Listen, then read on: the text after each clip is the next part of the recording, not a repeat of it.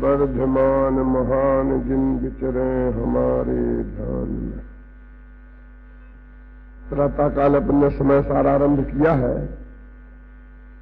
और कुछ भाइयों की मांग थी, खासकर अशोक बड़जात्या वगैरह की, तो शाम का व्याख्यान थोड़ा सरल रखें, जिससे नए नए लोग आते हैं तो उनके ख्याल में भी बात आए।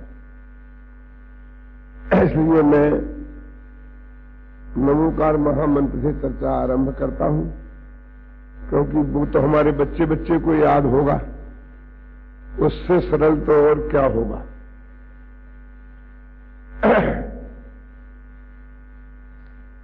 नमोकार महामंत्र की महिमा के बारे में हम बहुत कुछ विचार करते हैं।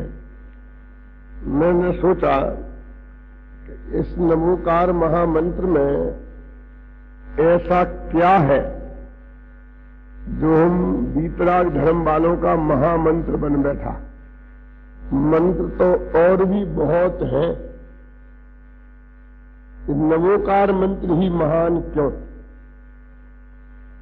तो आज मैं उसकी कुछ विशेषताएं बताऊंगा कि सबसे पहली विशेषता तो इसकी ये है कि इसमें किसी से कुछ मांगा नहीं गया है, इसमें भिखारीपन नहीं है।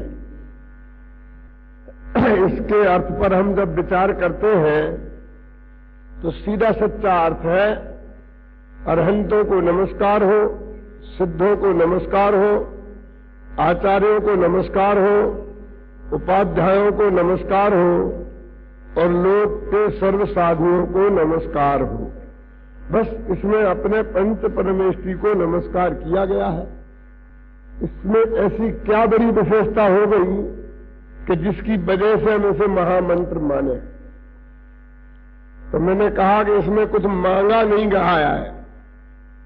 हमारा देश उस मिट्टी का बना हुआ है जिसमें मांगने को सबसे खोटा काम माना जाता है। यहां तक भी कहते हैं कि भगवान को भी जब मांगने का काम करना पड़ा तो बामनिया का भेष बनाना पड़ा। आता है ना, विष्णु भगवान राजा बलि के दरवाजे पर गए मांगने के लिए, तो बामनिया का भेष बना के गए थे और अपने विष्णु कुमार मुनि बामनिया का भेष बना के गए थे ना। तो कहते हैं कि इतने महान लोगों को भी मांगने का भाव मन में आते ही कितना छोटा हो जाता है, क्योंकि बावनिया व्यक्ति मनुष्यों में सबसे छोटा होता है।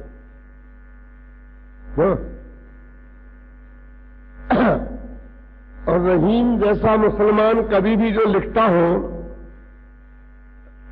कि रहीमन बेनर मर गए जो नर मांगन जाही और उनसे पहले बे मरे जिन मुख निकसत नाही। रहीम तो उन लोगों को जिंदा मानने के लिए तैयार नहीं है जो मांगने का काम करते हैं। रहीमन बेनर मर गए जे नर मांगन जाए, उनको मरा हुआ मानता है। तो जिस देश की मिट्टी में मांगने को इतना खोटा धंधा माना जाता हो, तो उस देश में जिस मंत्र में कुछ नहीं मांगा गया हो वो सबसे बड़ा मंत्र बन गया। इसमें कौन सा गजब हो गया। देखो, जितने भी मंत्र होते हैं ना, उन सब मंत्रों में कुछ न कुछ मांगा जाता है। अपने यहां एक मंत्र होता है बहुत बड़ा, जो भगवान की धारा बोलते हैं ना, इसमें कितनी लंबी चौड़ी सूची है भगवान से मांगने की। साग्नि भयम छिंदे छिंदे भिंदे भिंदे भूतम भयम छिंदे छिंदे डाकिनी भयम छिंदे छिंदे रोग मारीम छिंदे छिंदे भिंदे भिंदे। क्यों है कि नहीं? क्या कह रहे हो तुम?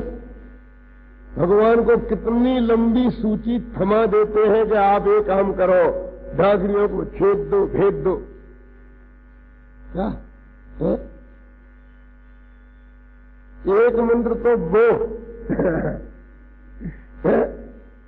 कि जिसमें मांग की इतनी लंबी चौड़ी लिस्ट और दूसरे में कुछ मांगा नहीं गया। मंत्र तो सभी है ना, पंचकल्याणक प्रतिष्ठा महोत्सव होते हैं, विधान होते हैं, यहां भी आप लोग जाप में बैठे होंगे ना, यहां नहीं बैठे जाप, उनमें जो जाप कराया जाता है 1.25 लाख, उनमें भी एक मंत्र बोला जाता है और लंबी लंबी ऐसी एकदम आपको भी ऐसा लगा कि हाँ कोई मंत्र है। ओम ह्राम ह्रीम ह्रूम ह्रौम ह्रौम ह्रा अस्यावसा नमः सर्व शांतिम कुरु कुरु स्वाहा। कितना लंबा है। और ओम में पंच परमेश्वरी आ गए, हीम में 24 तीर्थंकर आ गया, फिर लंबी लंबी लिस्ट है।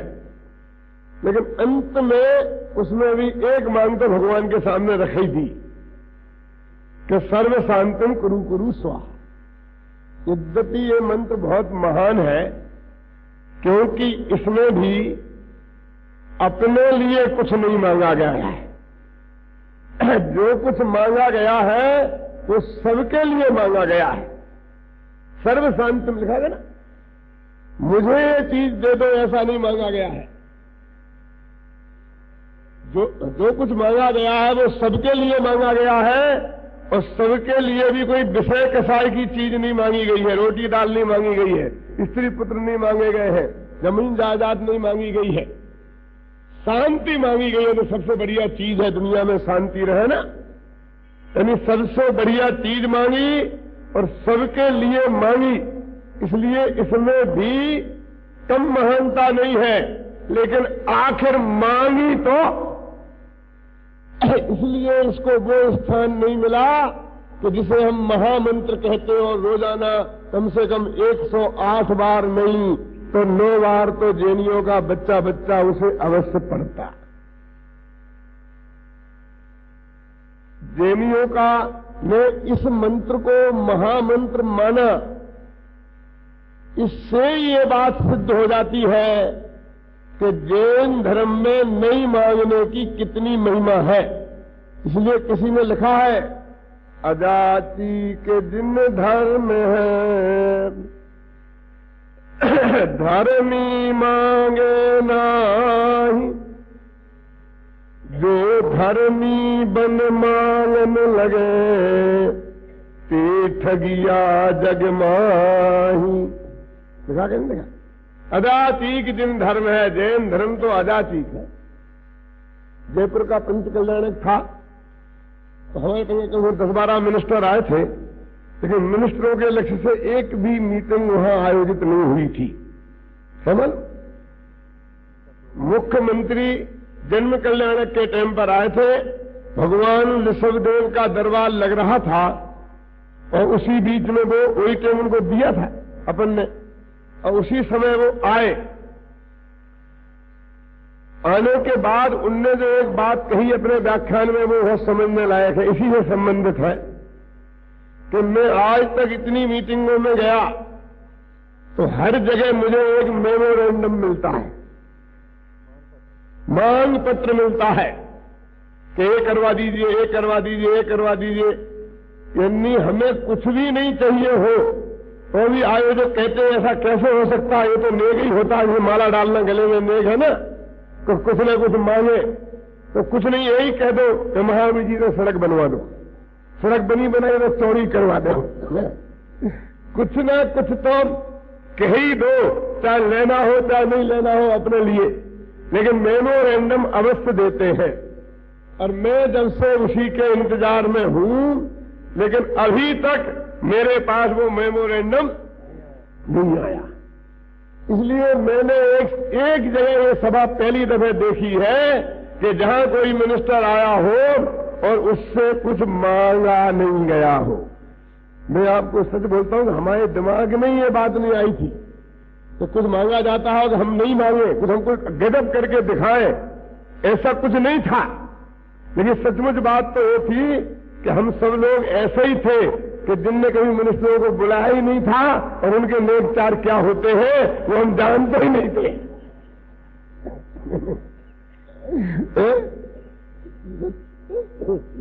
कोई हमने बुद्धिपूर्वक कुछ किया हो ऐसा कुछ नहीं है।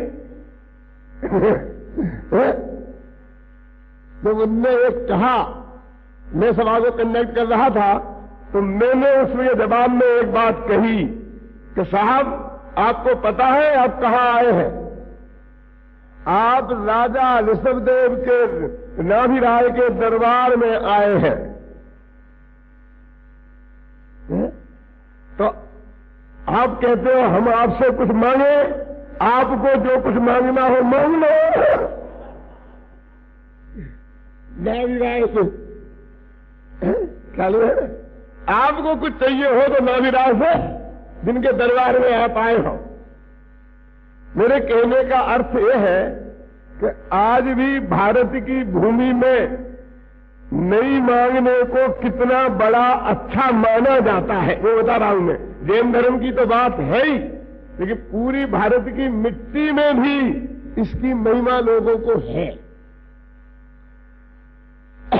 तो इसलिए नमोकार महामंत्र की महानता की सबसे बड़ी बात तो यह है कि इसमें कुछ मांगा नहीं गया है। कुछ लोग एक कहते हैं कि यदि भगवान, जैन दर्शन में तो भगवान कुछ देते ही नहीं है। ये तो अपन ने सुबह चर्चा में आया था कि जैनियों के भगवान सिर्फ मार्ग बता देते हैं, देते कुछ नहीं है। इसलिए जैन धर्म में मांगने की बात अपने आप समाप्त हो जाती है। जब नक्की है कि वो कुछ देते ही नहीं है, ऐसा है भगवान तो नहीं देते हैं तो और कोई देते होंगे, लेकिन कोई किसी को कुछ देता ही नहीं है। त्यागोपादान सुनने शक्ति से युक्त है ना, कोई किसी को कुछ देता ही नहीं है, तो फिर मांगने का सवाल रह कहां जाता है। तब एक प्रश्न खड़ा होता है कि फिर जैनी भगवान की भक्ति क्यों करें? क्योंकि जिनके दिमाग में हमें कुछ दे भगवान तो ही हम भक्ति करें, ऐसा बसा हुआ है। उनको ये लगता है कि यदि ये बात पक्की और नक्की हो जाए तो फिर भक्ति का कोई सवाल ही खड़ा नहीं होता। इसलिए जैन धर्म में भक्ति होनी ही नहीं चाहिए। लेकिन मैं कहता हूं ये बात सही नहीं है। भक्ति का तो स्वरूप ही विचित्र है।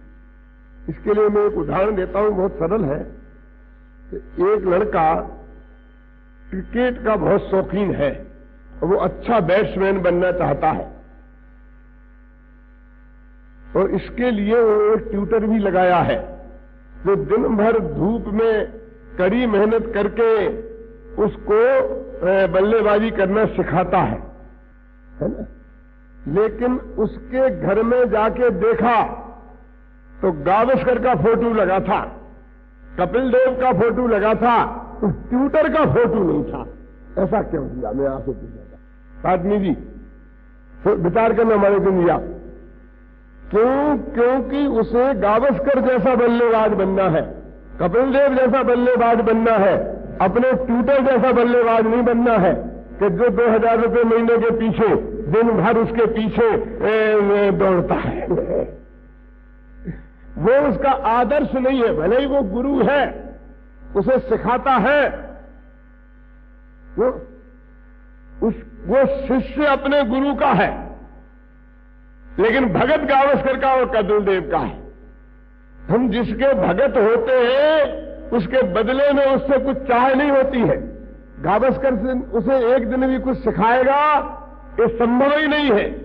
उससे मिलने जाएगा तो मिलने का समय भी मिलने वाला नहीं है। वो डायरी पे साइन करवाना चाहे तो साइन करने वाला भी नहीं है, और जबरदस्ती जाने की कोशिश की तो पुलिस डंडे मार मार के पिटाई करेगी। वो 1000 चिट्ठियां लिखे तो एक का जवाब आने वाला नहीं है। फिर भी उसका फोटो घर में लगाएगा, उसकी भक्ति के गीत गाएगा। तो भक्ति तो भाई साहब निस्वार्थ भाव की ही सच्ची होती है। वो सच्चा भगत है उसका, वो आदर्श होता है हमारा, जैसा हमें बनना है। हम सिद्ध भगवान के सच्चे भगत हैं क्योंकि हमें सिद्ध बनना है। सिद्ध हमें कुछ दे देंगे, बना देंगे, इसके लिए नहीं।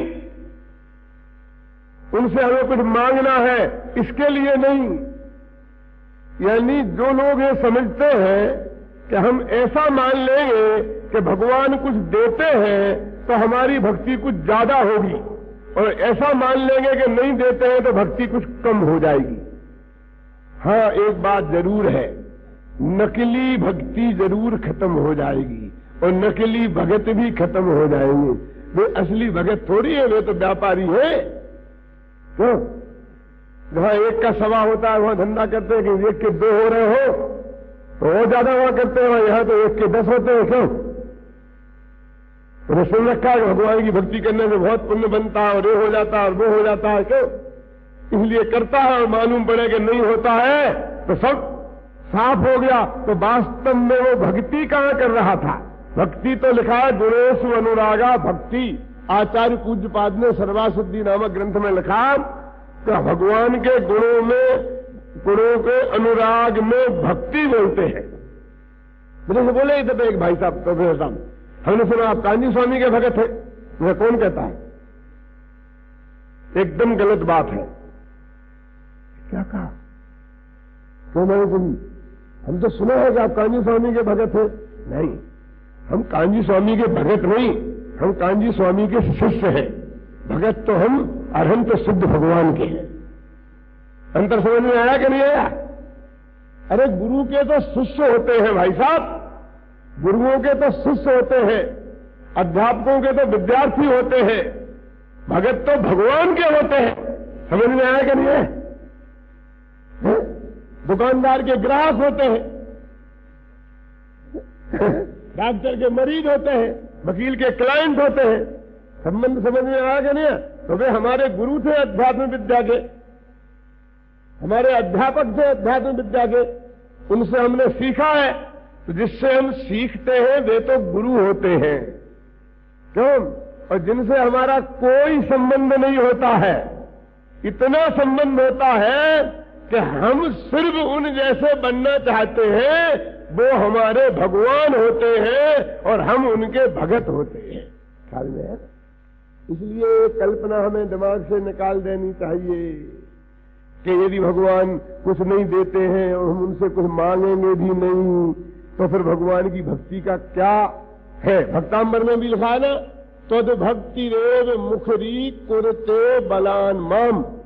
हे भगवान, तुम्हारी भक्ति जो मेरे हृदय में विद्यमान है वही मुझे बोलने के लिए बार बार बाध्य करती है।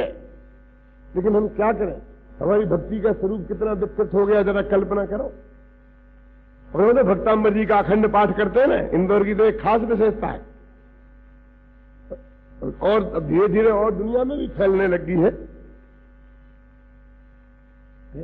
क्या करते हैं? अखंड पाठ भक्तांबर जी का। देखो, इसमें पाठ में 3 पार्टियां होती हैं, मालूम आपको? एक तो वो पार्टी जो वो भगवान का भक्ति करती है, करने वाले, बोलने वाले लोग, फिर बोलने वाले, सुनने वाले लोग है?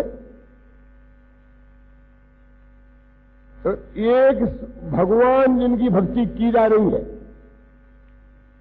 और तीसरा वो बेचारा भक्तांबर जिसका पाठ किया जा रहा है। 3 चीजें हैं ना, एक करने वाले, एक वो भक्तांबर और एक वे भगवान जिनकी वो भक्ति है।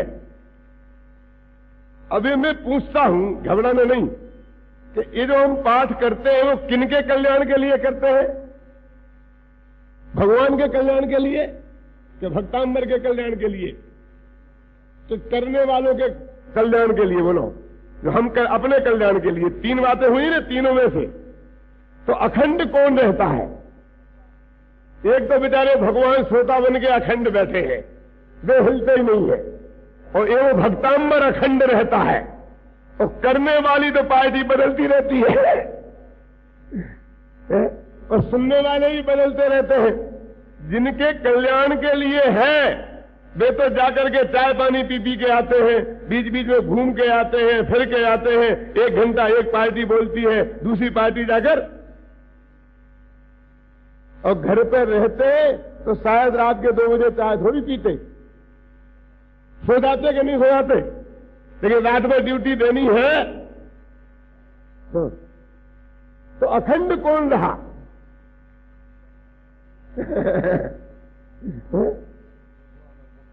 भगवान और भक्तांबर, तो भगवान का कल्याण होना है कि भक्तांबर का कल्याण होना है? अखंडता से कल्याण तो तेरे उपयोग में वो भक्ति अखंड रहती तो तेरा कल्याण होता, उसमें तो खंड खंड पड़ गए। नहीं साहब, वो तो हमारा 3 दिन का 6 दिन का, तुम 10 साल का अखंड कर लो ना। पहले उपवास करते थे ना गांधी जी जैसे, कि भाई मैंने इतना किया जब तक ऐसा नहीं हो जाएगा, अथवा मैंने 15 दिन का किया, 20 दिन का किया। अब आज के नेता लोग भी कितने चतुर हो गए, वो कहते हैं क्रमिक उपवास। क्रमिक उपवास तो समझते होंगे ना, आज 10 आदमी बैठेंगे, कल 10 आदमी बैठेंगे, परसों 10 आदमी बैठेंगे, फिर और अपन ने किए थे, अपन ने तो कितने बढ़िया किए थे। सारे देश में सबने फिक्र के लिए उपवास किए थे, सुबह 10 बजे से लेकर शाम के 5 बजे तक का उपवास।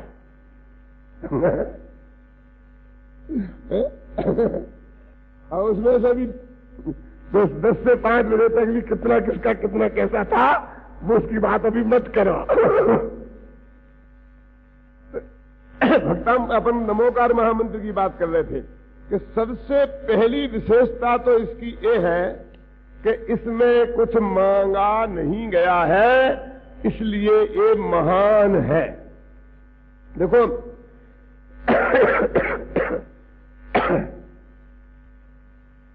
इसकी महिमा का वाचक एक और पद इसके साथ में ही बोला जाता है, और लोग उसके कारण कुछ लोग तो उसे नमोकार मंत्र का ही पाठ समझने लग गए हैं।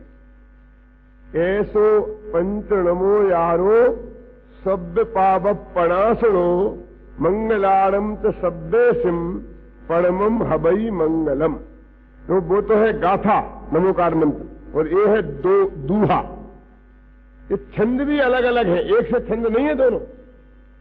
छंद शास्त्र की दृष्टि से छंद बदल गए हैं, और एक कभी हो ही नहीं सकता है उस लेखक की कि जिस लेखक ने नमोकार मंत्र लिखा है उसका ये छंद नहीं हो सकता, क्यों? तो ये उसकी तो महिमा बता रहा।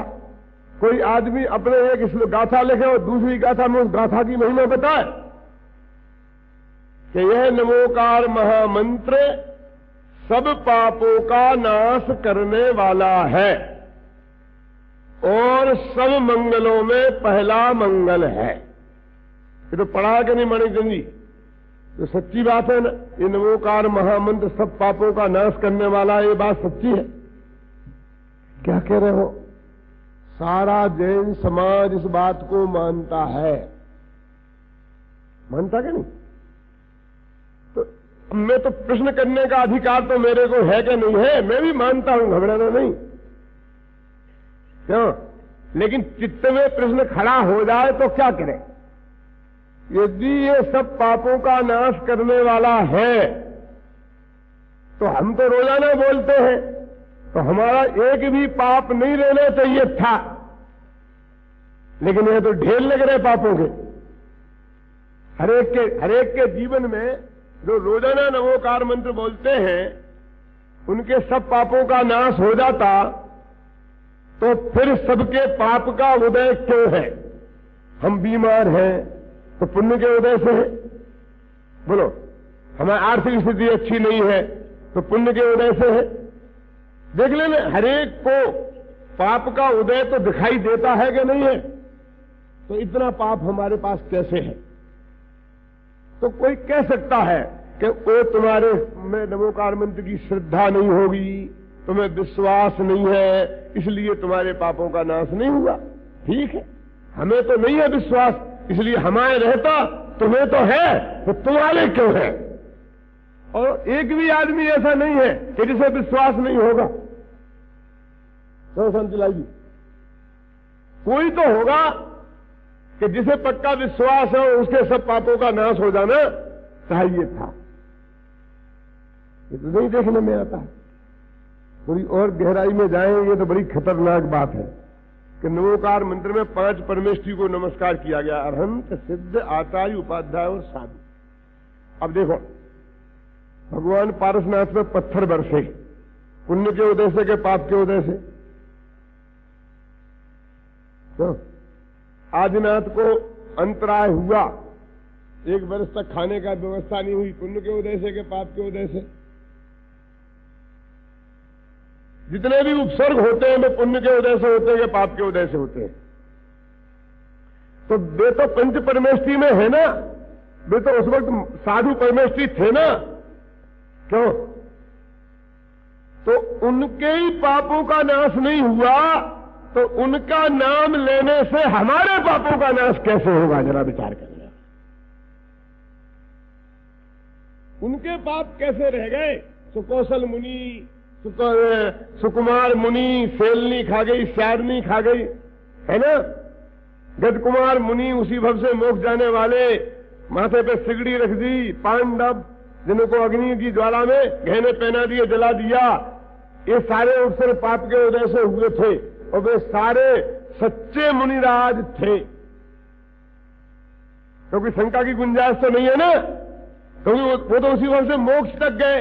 अब हम इससे बड़ा प्रमाण और क्या देंगे उनकी सच्चाई का? तो उनके यदि ये नमोकार मंत्र बोलने से सब पापों का नाश हो जाता है तो उनके जिनका नमस्कार करने से हमारे पापों का नाश होता है तो उनके तो हो ही जाने चाहिए थे ना, तो उनके ही नहीं। शास्त्र में लिखा है, हम क्या कहते? ये बात भी शास्त्र की है श्रीनंदन बाबू, और सब पापों का नाश हो जाता है, ये बात भी शास्त्र की है, वो भी लिखी। देखो, शब्द पाप पणा सुनो। अभी तो मैं प्रश्न कर रहा हूं, घबराना नहीं। मैं नमोकार मंत्र पर आपकी श्रद्धा टूट जाए इसके लिए व्याख्यान नहीं दे रहा हूं, और मजबूती से श्रद्धा बढ़ जाए इसके लिए दे रहा हूं। लेकिन आपके दिमाग में एक प्रश्न तो खड़ा हो कि हम बस लिखा है कि सब पापों का नाश हो जाता है तो हमने मानते हैं सब पापों का नाश हो जाता है, हो जाएगा हो जाएगा हो जाएगा। क्यों? आप दवाई के बारे में, दवाई पे लिखा रहता है ये दवाई आप खाएंगे तो आपको एक आराम पड़ेगा, तो आप लिखे से मान लेते हैं कि प्रयोग करके देखते हैं और आराम पड़ता है तब मानते हैं। मैं आपसे पूछता हूं, बताओ क्यों? तो अकेले इस पर्चा पे लिखा है कि सब पापों का नाश हो जाएगा, तो उसका प्रयोग करके देखेंगे कि नहीं देखेंगे? हम डॉक्टर के पास गए कि डॉक्टर साहब सिर में बहुत दर्द है, कि एक गोली ले जाओ खा लेना तुम्हारा सिर दर्द ठीक हो जाएगा। कि हो जाएगा? कि माथा मत खाओ, मेरे में सिर में बहुत दर्द हो रहा है, मेरी सभी बात मत करो, कि तुम खा लो ना एक गोली। तो डॉक्टर के सिर में दर्द हो रहा है, वो अपने सिर दर्द का इलाज नहीं कर पाया है और वो हमारे सिर दर्द के लिए गोली दे रहा है। तो जिन महाराज का खुद ही पाप का नाश नहीं हुआ है, उनका नाम लेने से हमारे पाप का नाश हो जाएगा, ये कैसे संभव होगा? विचार करो। लिखा तो है शब्द पाप पणासनो। अच्छा, ये बात है, एक तो होता नहीं है ये नक्की हुआ, लेकिन होता होता तो ठीक रहता क्या, और नहीं होता है तो ठीक है क्या? विचार करें थोड़े न्याय से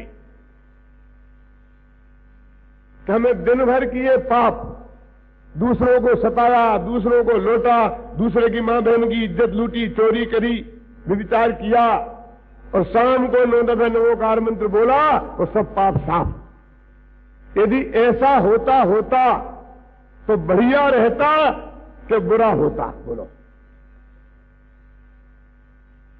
ये तो अच्छी बात है कि होता नहीं है कपूरचंद जी। क्यों? अभी लोग डरते तो हैं कि हम ये पाप करेंगे तो उसका फल भोगना पड़ेगा। फिर तो उनके पास महामंत्र है कि चाहे जितना पाप करो, शाम को नमोकार मंत्र बोलेंगे वो सब साफ हो जाएंगे। एक सेनापति नाम का कवि हुआ है 15वीं-16वीं शताब्दी में, समझे ना? उसका प्रकृति चित्रण बहुत सुंदर माना जाता है। तो उसने गंगा नदी की स्तुति करते हुए लिखा कि हे पाप प्रचारिणी, गंगा मैया को क्या लिखा? पाप विनाशिनी नहीं, पाप प्रचारिणी। क्यों?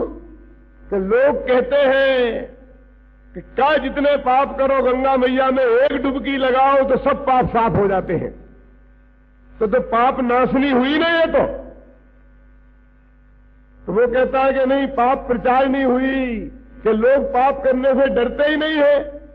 दिन भर पाप करो और शाम को एक डुबकी लगाओ साफ। जब हमारे पास इतना बढ़िया इंतजाम है तो हम पाप करने से क्यों डरे? बोलो। ये तो माताओं बहनों ठीक हो गया था और शादी हो गई थी, 2 बच्चे हो गए थे, जब तक मैं मैट्रिक पास भी नहीं था। फिर बाद में मैंने कहे तैसे मैट्रिक पास करी, इंटर किया, बीए किया, 4 बच्चे हो गए बीए करते करते। अब लोगों ने कहा कि तुम एलएलबी कर लो, तुम्हारी वकालत बहुत बढ़िया चलेगी। तो मैं ट्रेन में टिकट लेके बैठ के, और गुना में एलएलबी कॉलेज था अशोकनगर से, तो मैं वहां जाता था, 1 घंटे का ट्रेन का रास्ता था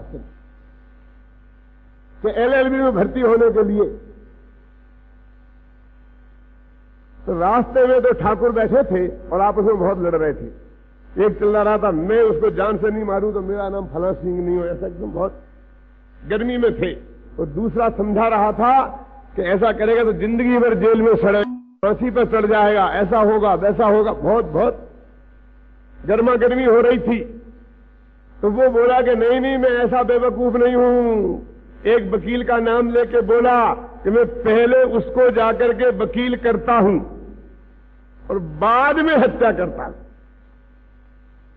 समझे ना? तो वो वकील सामने वाली पार्टी नहीं कर ले। वो वकील फौजदारी का था, इतना प्रसिद्ध था कि वो केस ले लेगा तो वो गारंटी से जीतता ही था। क्या बोले? पहले मैं उस वकील को करता हूं और बाद में हत्या करता हूं। मैं कभी जेल जाने वाला नहीं हूं और न मुझे फांसी पे चढ़ने वाला। मेरा मजे ये क्या कह रहा हूं? ये वकील मैंने हत्यारों को बचाने वाला बड़ा वकील, मैंने सबसे बढ़िया वकील का मतलब ये है चोरों को, हत्यारों को, डाकुओं को बचाना। ये पढ़ाई पढ़ने क्यों जा रहा है? क्या मेरा दिमाग पलट गया। मैं वापस लौट के आ गया और फिर मैं जो हुआ सो आपको मालूम है। फिर मैं इंदौर आ गया था, यहां से कॉलेज में भर्ती, एमए में भर्ती हो गया था, एलएलबी छोड़ छाड़ करके। क्या ख्याल में है ना? तो वो जो कहते हैं कि हम तो लोगों को बचाते हैं, वे बचाते हैं। वो जब हत्यारों को अभयदान देते हैं, वो गंगा कहती है कि मैं पापों को धो देती हूं, तो वो पापियों को उद्धार करती है कि पापियों को पाप करने का अभयदान देती है। और यही काम यदि नमोकार मंत्र करने लग जाए तो वो पापियों को अभयदान देगा कि पाप से बचाएगा। अरे पाप से तो वो बचाएगा जो ये कहे कि जो करेगा सो भरेगा, बिना भोगे किसी कीमत पर बचेगा नहीं। हमारे जैनियों के भगवान तो यही कहते हैं, यही कहते हैं भैया तुम जैसा करोगे वैसा भरोगे। हम तो तुम्हें सुखी होने का रास्ता बताते हैं, तुम उस रास्ते पे चलोगे तो सुखी होगे और पाप करोगे तो दुखी होगे। कोई दुनिया की ताकत नहीं बचा सकेगी। इसका नाम जैन धर्म है। तो 2 बातें हो गई कि एक तो हमने पाप नष्ट होते देखे नहीं, और दूसरे में होते होते तो भी न्याय नहीं था। वो उससे कोई दुनिया का कल्याण होने वाला नहीं था। तो फिर ऐसा क्यों लिखा? कैसा? बोलो श्रीनंदन जी कि शब्द पाप पनाशनो, ये नमोकार महामंत्र सब पापों का नाश करने वाला है। ये तो 100% सही लिखा है। तो झगड़ा कहां पड़ गया फिर? सब पाप माने क्या? हम क्या समझते हैं? जितने पाप हमने आज तक किए भूतकाल में दे, वर्तमान में जो कर रहे दे, और भविष्य में जो करेंगे दे, वे सब पाप और उनका नाश हो जाएगा, ऐसा अर्थ समझते हैं हम। जरा गजब तो करो। कि भूतकाल में अनंत काल के पाप तुम्हारे माथे हैं क्या? अभी कोई भी कर्म 70 कोड़ा कोड़ी सागर से अधिक रहता ही नहीं, इसलिए भूतकाल के अनादिकाल के पाप है ही नहीं। पहली बात तो गायब नाश काल का करना है। तो? और क्या भविष्य के पाप भी नष्ट हो जाएंगे? माने जो पाप तुमने किए नहीं है अभी, वे भी नष्ट हो जाएंगे। क्या मतलब इसका? तो भूतकाल के तो है नहीं, भविष्य के अभी किए ही नहीं है, तो भूत भविष्य के पाप की बात तो रही नहीं। अब वर्तमान कितना होता है मालूम आपको? एक समय का होता है। देखो वर्तमान 1000 वर्ष का भी होता है, 100 वर्ष का भी होता है, 1 वर्ष का भी होता है, 1 महीने का भी होता है, 1 दिन का भी होता है, 1 मिनट का, 1 सेकंड का, 1 समय का भी होता कि नहीं होता? जैसे हम बोलते आज ही की बात है तो वर्तमान हो गया कि नहीं? तो 24 घंटे का हो गया। इसी महीने की बात है तो वर्तमान 1 महीने का हो गया। इसी साल की बात है तो 1 वर्ष का हो गया। इसी शताब्दी की बात है तो 100 वर्ष का हो गया। असली वर्तमान 24 ही 1 कोड़ा कोड़ी सागर की हो गया। अब ऋषभदेव से लेके महावीर तक इसको अपन वर्तमान 24 ही बोलते कि नहीं बोलते हैं? कहां है वर्तमान? ये तो सब भूतकाल के हो गए कि नहीं हो गए? तो इतना लंबा भी होता है, लेकिन असली समय तो एक समय का होता है। तो वास्तव में तो वर्तमान के सब पापों का नाश करती है। कैसा? यदि वर्तमान के ही करते ही है तो सब क्यों लिखा? तो सब तो इसलिए लिखा कि पाप बहुत होते हैं। हिंसा, झूठ, चोरी, कुशील, परिग्रह, 5 पाप है तो सब नहीं लिखे। सब माने 3 काल के ये तुमने अपने मन से लगा लिया, उसमें कहां लिखा? क्यों क्यों मंगला जी? सब माने क्या? बहुत पाप है ना। और वर्तमान के भी वे नहीं जो बंधे बनाए हैं, पाप कर्म नहीं, पाप भाव। हिंसा, झूठ, चोरी, कुशील, परिग्रह, पाप कर्म तो कौन से 11 वर्ण 10 वर्ण नहीं है। यहां तो हिंसा, झूठ, चोरी, कुशील, परिग्रह की बात कर रहे हैं ना। तो जब हम नमोकार महामंत्र का पाठ कर रहे होते हैं तो उस वक्त हमारे मन में हिंसा का भाव होता है, झूठ का भाव होता है, चोरी का भाव होता है, परिग्रह का भाव होता है, दूसरे की मां बहन को छेड़ने का भाव होता है। तो 5 ही पाप, मैंने सब पाप का अभाव हो गया ना।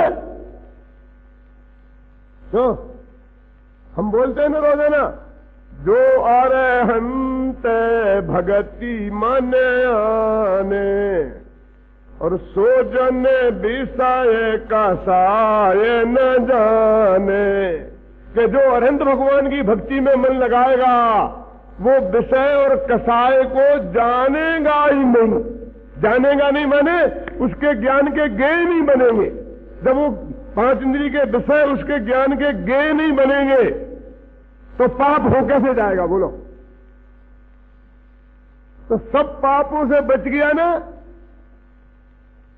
और सब हो गए मैंने, क्योंकि सब हिंसा, झूठ, चोरी, कुशील, वो पाप भाव नहीं हुआ तो पाप कर्म बंधा भी नहीं। और जो पाप कर्म उदय में आया वो बगल में आके खिर गया और हम भगवान की भक्ति में लगे रहे तो उसका नुकसान भी हमको नहीं हुआ। ये अर्थ है सर्व पाप प्रणाशनों का। सब बोलते आ रहे नमोकार मंत्र, नमोकार मंत्र, तो सब पापों को नाश करने वाला है। अपने मन से कल्पना सब पाप सब पाप, तो देख नहीं रहे क्या, लेकिन उसका वास्तविक अर्थ क्या है हम विचार ही नहीं करते।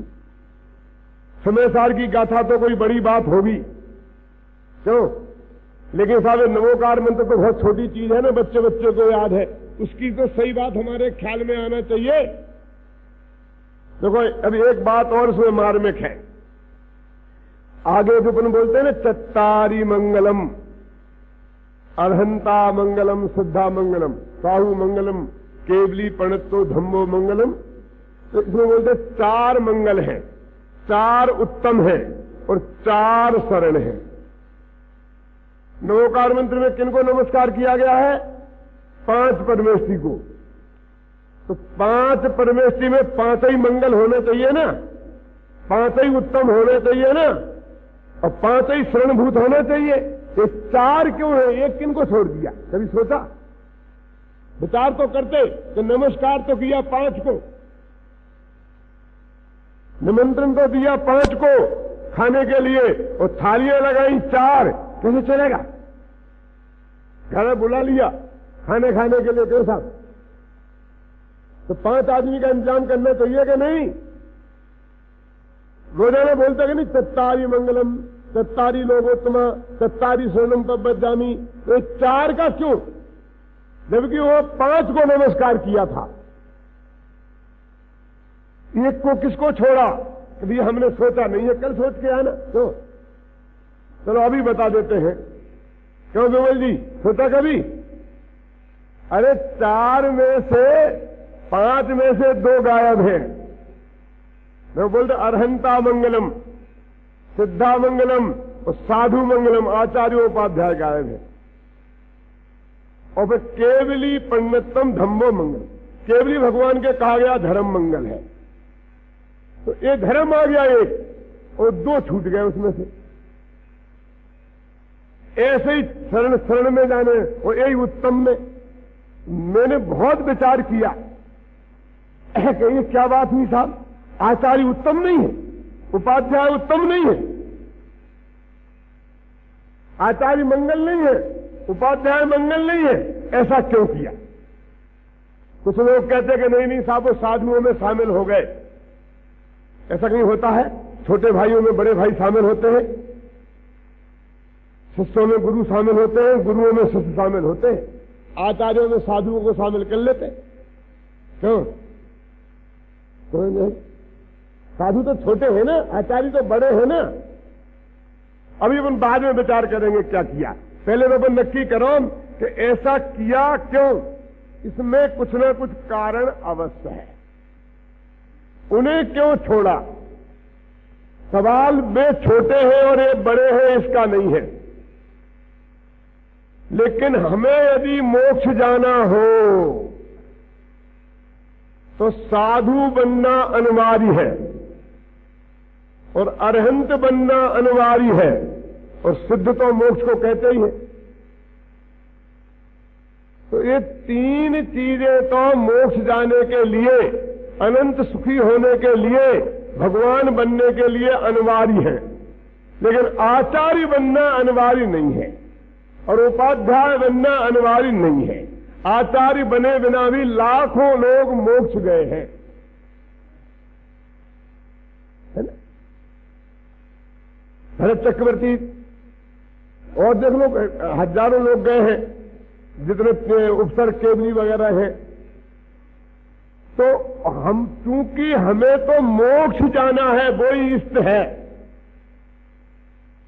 तो हमारे लिए उत्तम चीज वो ही है जो हमें पाना है, और उसके रास्ते में जो आती है। बाकी कितनी ही अच्छी हो हमें नहीं चाहिए। जब हमें कहते हैं हम अरहंत की शरण में जाते हैं, सिद्ध की शरण में जाते हैं, साधु की शरण में जाते हैं, तो एक विचार करो कि ना तो सिद्ध भगवान की शरण में जाओगे तो तुम्हें कुछ करने वाले नहीं है, कुछ पढ़ाने लिखाने वाले नहीं है। अनंत भगवान की भी दिव्य ध्वनि खरेगी, सुनने हो तो सुन लो, तुम्हारे किसी का कोई जवाब देने वाले नहीं है, कोई तुमसे रामा श्यामा करने वाले नहीं है। और साधु भी अपने में मंगल रहते हैं, लेकिन आचार्य तुम्हें दीक्षा भी देते हैं और उपाध्याय पढ़ाते हैं। तो जो हमारे असली काम आते हैं उनकी शरण में जाने की तो बात नहीं कही, और जो हमारे काम नहीं आते हैं उनकी शरण में जाने की बात कहते हैं। क्या मतलब है? अरहंत की शरण में जाता हूं, सिद्ध की शरण में जाता हूं, साधु की शरण में जाता हूं। सुशील जी, इसका अर्थ यह है कि यहां शरण शब्द का अर्थ भी जो हम समझते हैं वो नहीं है। हम उनकी कोई शरण में जाते हैं कि तो हमें पढ़ा दो, लिखा दो, कि कृपा करो, ये अर्थ नहीं है। तो क्या अर्थ है कि मैं ये पद चाहता हूं, बस इतना ही अर्थ है कि मैं ये चीज प्राप्त करना चाहता हूं। मैं आचार्य नहीं बनना चाहता हूं, मैं उपाध्याय नहीं बनना चाहता हूं। इसलिए उन्होंने आचार्य और उपाध्याय को न मंगल में लिया, न उत्तम में लिया, न श्रम। बिना उस पद पे जाए मोक्ष हो जाता है। बात इतनी ही होती तो बर्दाश्त कर लेते। बात तो इसके भी आगे है कि कोई मुनिराज, उनको केवल ज्ञान हो सकता है, लेकिन आचार्यों को केवल ज्ञान नहीं होता। जब तक आचार्य पद पर है, जब तक उपाध्याय पद पर है, तब तक उन्हें केवल ज्ञान नहीं हो सकता। जब वे आचार्य पद अपना दूसरे को सौंप दे और खुद सामान्य साधु बन जाए, तो उन्हें केवल ज्ञान हो सकता। शास्त्र की बात है, मेरे घर की बात नहीं है भैया, किसी से भी पूछ लेना। इसका मतलब ये हुआ कि आचार्य और उपाध्याय पद मोक्ष मार्ग का सहायक तो है ही नहीं, बल्कि विरोधी है। कितना खतरनाक बात है भाई साहब। ये देखो आचार्यों के विरोधी हो मुझे, अरे विरोधी नहीं है, वस्तु का स्वरूप है। हमें किसका विरोध, हम कुंद आचार्य का विरोध करेंगे? अम्बे कुंद आचार्य का आचार्य तो देवी थे कि नहीं? क्यों आचार्य तो देवी है कि नहीं? तो इनका विरोध करना है क्या हमें? लेकिन देखो हम पहले लिखा चत्तारी मंगलम और शास्त्र में लिखा उनको नहीं होता। क्यों? क्योंकि जिनके माथे भार, और उनके माथे में शास्त्र संघ के मुनिराजों का भार है। इनका भार, इनने ये किया कि नहीं, उनने तो वो गड़बड़ तो नहीं हो गई, यह गड़बड़ तो नहीं हो गई। एडमिनिस्ट्रेशन में ही उलझे रहते हैं। ये जो व्यवस्थापक टाइप के जो लोग होते हैं ना, इनकी समझ में कुछ नहीं आता है, घबराना नहीं। तब उनके दिमाग में वही घूमता रहता है, ऐसा हो जाए, ऐसा ये करो, ऐसा करो, बाद में ये करना है, ये करना है, ये करना है, ये करना है। कुछ भजन बोलने वाले होते हैं ना, बहुत अच्छे गले वाले। अब आजकल तो परंपरा खत्म हो गई। पहले के जमाने में सब लोग सात सभा के बाद में भजन अवश्य बोलते थे। हमारे जयपुर में एक श्री राम जी करके थे, तो मेरी कम सभा में 25 साल उनने रेगुलर भजन बोला। मैं प्रवचन करता था, उसके बाद तत्काल भजन बोलते थे। 25 साल था। बेचारे को शायद स्वर्गवास हो गया कि बीमार होंगे बहुत ज्यादा। लेकिन अब वो आना बंद हो गया, अब कोई भजन बोलने वाला नहीं है। तो मुझे उनकी बहुत आदि, बहुत पुराने भजन बोलते थे, गुजरदास दौलत राम के पुराने। यहाँ अपने तो बहुत रिवाज था, यहाँ भी चलता है। तो कुछ लोग जो शौकिया होते हैं वो 4-6 हो बोलने वाले, तो हो सकते मैं बोलूं इस मूड में कि पंडित जी का प्रवचन खत्म हो तो मैं फटाफट शुरू कर दूं, कहीं दूसरे ने शुरू कर दिया तो मेरा रह जाएगा। ऐसा विकल्प होता है। तो बराबर तैयार रहते हैं, वो कुछ नहीं सुन पाते बेचारे, क्योंकि वो इसी में रहते कब खत्म हो और मैं बोलूं। उन्हें खत्म होने का इंतजार रहता है। और कभी कभी तो ऐसा होता है कि मैं सांस लेता हूं तो वो भजन शुरू कर देता है। एक माथे पे बोझा है ना, जगत का कोई भी बोझा लेकर आत्मा में जाना संभव नहीं है, और जाना तो जाए तो टिकना संभव नहीं है।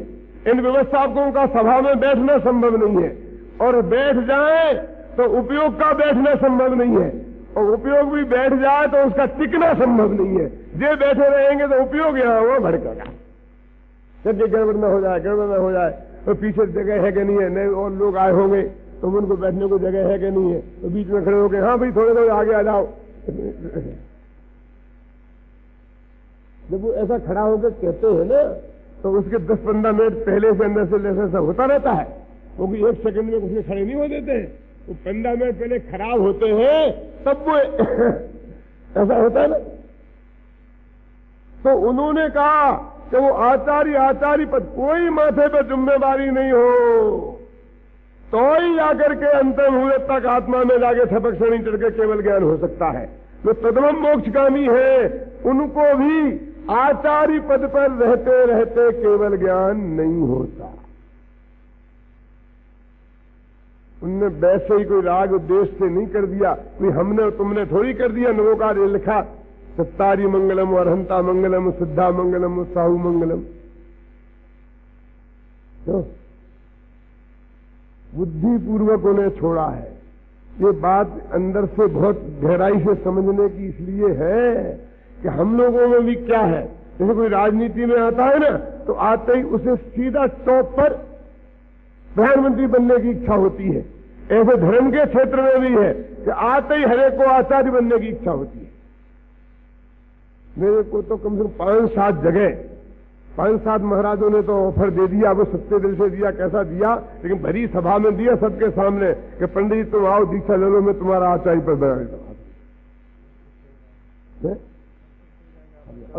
अभी तत्काल अभी महीना 15 दिन पहले भी और भी कई दफे मैंने बहुत हाथ जोड़े कि महाराज ऐसे कि दूसरे के इसके आचार्य पद के लिए थोड़ी बनते हैं, ऐसा थोड़ी है, ऐसी बात नहीं है।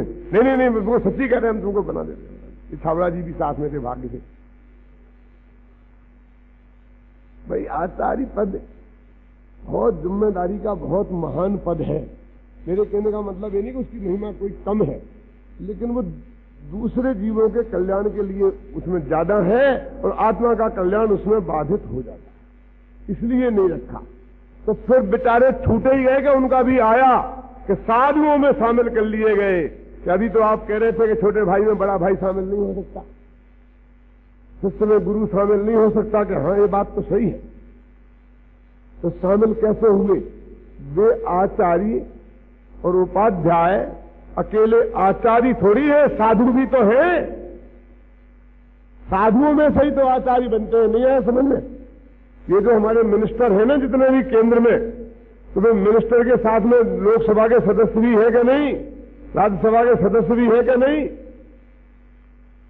नरसिंहा राव प्रधानमंत्री भी है और पार्लियामेंट के मेंबर भी है। क्यों? तो पार्लियामेंट के मेंबरों को जो सुविधा मिलेगी वो प्रधानमंत्री को मिलेगी कि नहीं? समझे? तो वो आचार्य और उपाध्याय एज ये आचार्य शामिल नहीं है, लेकिन एज ये साधु तो शामिल है कि नहीं? इसलिए वो व्यक्तिगत रूप से नहीं छूटे हैं, पद के रूप से अवश्य छूटे हैं। समझ में आया कि नहीं है? व्यक्ति तो है, क्योंकि वे साधु है तो साधु मंगलम कहा, साधु लोकोत्तम कहा, साधु की शरण में जाने को कहा, तो वे भी आ गए कि नहीं आ गए? उनके पास 2-2 पद है ना, साधु पद भी है, वे 28 मूल गुण के धारी भी है और 36 मूल गुणों के भी धारी है। ख्याल में आया कि नहीं है? इसलिए वे शामिल तो है, लेकिन एज ए आचार्य नहीं, एज ए उपाध्याय नहीं। इसलिए साधु का स्वरूप तो यह है कि जो निरंतर अपने आत्मा की साधना करे उसका नाम साधु। साधत निज आत्म सदा ज्ञान ध्यान लवलीन ते साधु है। देखो भाई, एक बात और मर्म की है कि नमोकार महामंत्र महान तो है, और किस कारण से है वो बात भी अपन ने कही। कुंदाचार्य देव ने अष्टपाहुड़ के मोक्ष पाहुड़ में ये 2 गाथाएं आती हैं, 103, 104 और 105 में। मैं उन्हें कुंदाचार्य का नमोकार मंत्र बोलता हूं। कुंदाचार्य का नमोकार मंत्र ये भी भूतबली पुरुषदंत का है। ये नमोकार मंत्र जो बनाया है ये भाषा, प्राकृत भाषा, ये भूतबली पुरुषदंत आचार्य की बनाई सतखंडागम का मंगलाचरण है। तो उन्होंने गाथाएं लिखी, उनका हिंदी पद्यानुवाद मैंने लिखा है। और हंत सिद्धाचार्य पाठक साधु है परमेशिपन, सब आत्मा की अवस्थाएं आत्मा ही है शरण।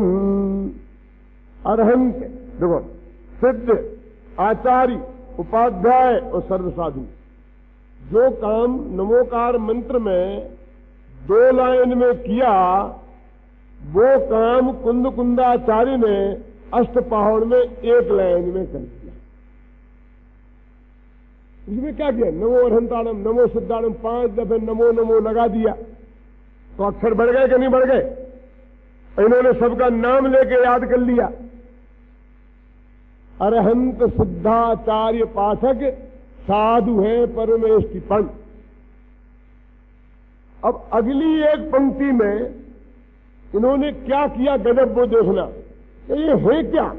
ये 5 परमेष्टि है क्या? आखिर इनका कच्चा मटेरियल क्या है? ये बने कहां से हैं? जैसे हलवाई की दुकान पर 50 तरह के व्यंजन है, बढ़िया बढ़िया खाने की चीजें हैं कि नहीं है? एक से एक बढ़िया। लेकिन होशियार आदमी कहता है आखिर ये व्यंजन बने कैसे? कि सब में चीनी ही व्याप्त है, मिठाई मिठास ही व्याप्त है, इसलिए एक नाम रख दिया सबका मिठाई। क्यों? भले ही अनेक प्रकार के हो, लेकिन उन सबका मिला के एक नाम क्या है? मिठाई। कच्चा मटेरियल तो चीनी है। ऐसे ही कहते हैं ये 5 पद किस कच्चे मटेरियल से बने हैं? तो वो कहते हैं कि आत्मा के ही बने हैं। सब आत्मा की अवस्थाएं। अरहंत पद भी आत्मा की एक अवस्था है, सिद्ध पद भी आत्मा की एक अवस्था है, आचार्य पद भी आत्मा की एक अवस्था है, अरहंत पद भी आत्मा की एक अवस्था है, साधु भी आत्मा की एक। आखिरकार सब आत्मा की ही अवस्थाएं हैं ना? हाँ, तो हम इनकी शरण में क्यों जाएं? जिनकी ये अवस्थाएं हैं, हम तो उसी आत्मा की शरण में जाते हैं। सब आत्मा की अवस्थाएं, आत्मा ही है शरण। क्यों? आप लोग तो व्यापारी हो, बाजार में किसी दुकान पर कोई माल खरीदने जाते हो और आपको ये मालूम पड़ जाए कि ये दुकानदार सामने की दुकान से खरीद के लाता है और रहता, और हम इसके यहां से खरीदते हैं। यदि ये पता चलते ही फिर आप उसकी दुकान पर जाएंगे, जो सामने दूर हो, 10-20 किलोमीटर दूर हो, तो आपके कौन जाएगा? ठीक, ले लो।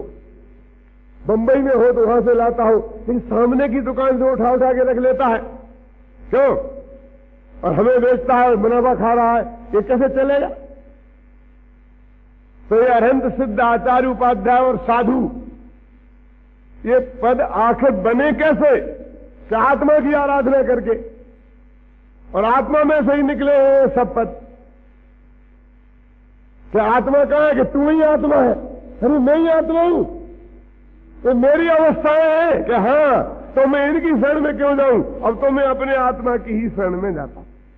देखो, अरहंत सिद्धाचार्य पाठक साधु है परमेष्टिपन, सब आत्मा की अवस्थाएं, आत्मा ही है शरण। इसलिए पंच परमेष्टि शरण नहीं है। वहां तो कहा था क्या? अरहंते शरणम पबज्जामि, सिद्धे शरणम पबज्जामि, साहु शरणम पबज्जामि। और यहां कहते हैं कि मैं तो आत्मा की ही शरण में जाता हूं। यदि नहीं मांगने का नाम धर्म है, और नमोकार मंत्र की महिमा इसी से है कि उसमें कुछ मांगा नहीं गया है, तो ये गाथा में उससे भी ऊंची बात है कि मांगा नहीं गया है, लेकिन उनकी शरण में तो गए। तो मुझे कुछ नहीं चाहिए आपकी, पर मैं तो आप ही के भरोसे हूं और आप ही की शरण में हूं, मुझे चाहिए कुछ नहीं, चाहिए कुछ नहीं और आपकी शरण में हूं, इसका क्या मतलब है? क्यों? जो आपको करना हो करो, मुझे तो आपकी शरण में हूं। तो इसमें भी थोड़ी वो गंध दिखाई देती है। नमोकार मंत्र में मूल में तो नहीं है, उसकी महिमा वाचक आगे की बातों में है, लेकिन वो कहते हैं कि मैं तो अपनी शरण में ही जाता हूं, अपनी शरण में जाता हूं, तो मुझे पर की शरण में भी नहीं जाना, मांगना तो है ही नहीं। और अपनी शरण में जाने का मतलब ही ये है कि शरण में जाना ही नहीं है।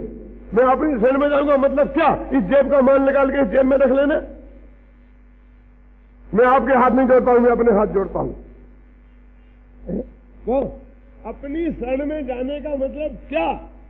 कि मैं तो आत्मा का ध्यान करता हूं, मैं तो आत्मा का ज्ञान करता हूं, मैं तो आत्मा का श्रद्धांश में जमता रमता हूं, मैं तो अपने आत्मा के अनुभव में जाता हूं, वो ही धर्म है।